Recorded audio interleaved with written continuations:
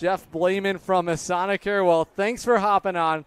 Thank you for having me. Great night for baseball, unity in the community. How much fun is it right now being a part of this crowd tonight? Oh, it's fantastic to see the stadium so full of life and joy, and everyone's having a great night watching this fabulous baseball game. It's amazing. Norwich has made the most out of it. 6-1 the lead here for Charlie Walsh. Second consecutive season where we've had unity in the community. Now a bouncing ball headed to second. DiGiorio has it. Rickert covers the first base bag. A diving effort there by Marshall. And now 2 outs in the inning.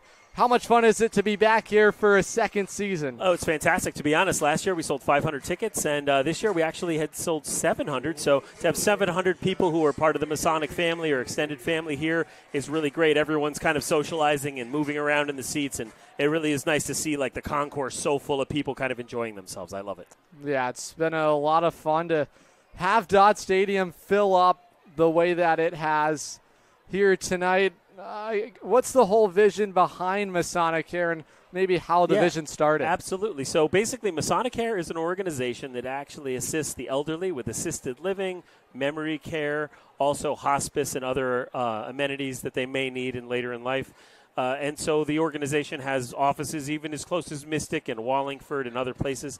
And so for tonight, half the money from the proceeds of these 700 ticket sales that we were able to garner goes to benefit Masonicare with some matching funds. And then we also have half the money going to Dodd Stadium. So hopefully that's a little bit of a boon for the stadium as well.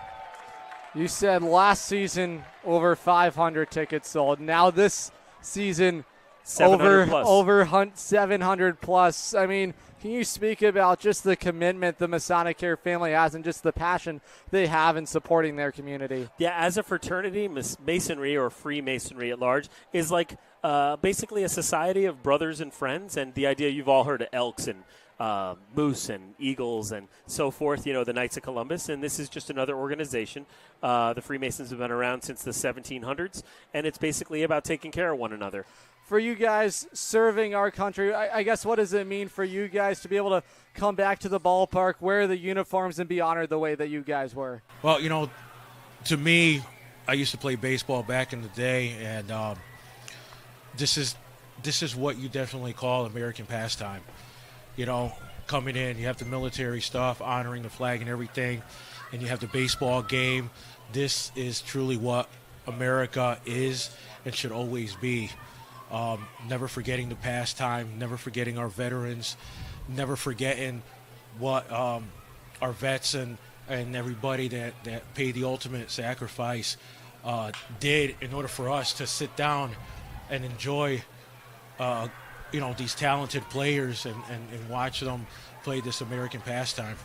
Norwich advances a couple runners on the fielder's choice ground out, so 2 outs in the inning. Runners are at second and third for the Unicorns. Here's the highly touted third baseman, Gabriel Rivera. This kid has been a lot of fun to watch. And you speak about America's pastime. I mean, you go back to World War II, such a long time ago now, but guys like Ted Williams, and you see some legendary baseball players, Hank Greenberg, guys that are in the Hall of Fame. They left Major League Baseball to serve for the country. I think it speaks volumes to being America's pastime, really. Oh, yeah, no, most definitely.